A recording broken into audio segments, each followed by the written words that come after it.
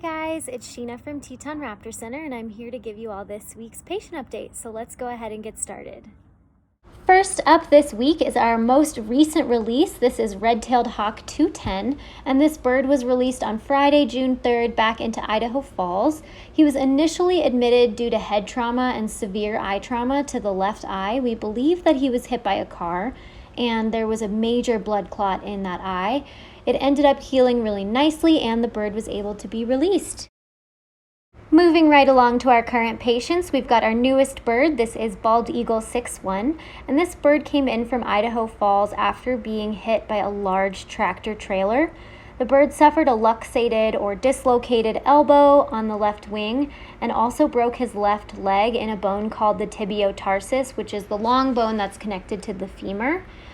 This bird is going to undergo surgery today, and we're hopeful that it'll be a success, but we're not quite sure that it will be. So we don't really have high hopes, but we're definitely willing to give it a shot. Next up is Great Horned Owl 528. This bird was found entangled in baling twine in Casper, Wyoming, and we actually don't know how long he was dangling from that baling twine until he was found, but we think it was at least a day, an entire day, if not longer. So he's dealing with a lot of trauma to his right wing because that's the wing he was dangling from and kept trying to fly away, even though he was stuck. So he yanked that wing quite a bit. Luckily, there's no broken bones, but it's really sore and probably in a lot of pain. So he's resting up in the ICU. He's on some anti-inflammatory pain medication. And the good news is that he's got a really great fighting spirit. He's eating on his own, which is always a good sign. So we can just put medications right into his food instead of having to grab him up. Next, we have Swainson's Hawk 425. This bird came in after a small fracture in the clavicle bone. We actually recently moved her out to the flight barn, and she is gearing up for release. She is flying beautifully, and so we anticipate being able to get her back out into the wild, hopefully this upcoming week. Here we have Red-tailed Hawk 221, and this bird is waiting in line to move into the flight barn once a spot opens up for him. He underwent surgery to repair a broken wing, and as you can see from the photo with his wings out, they're nice and symmetrical now, which is exactly what we like to see after a broken wing. And now that it's completely healed in alignment, we are excited to get him out into the flight barn.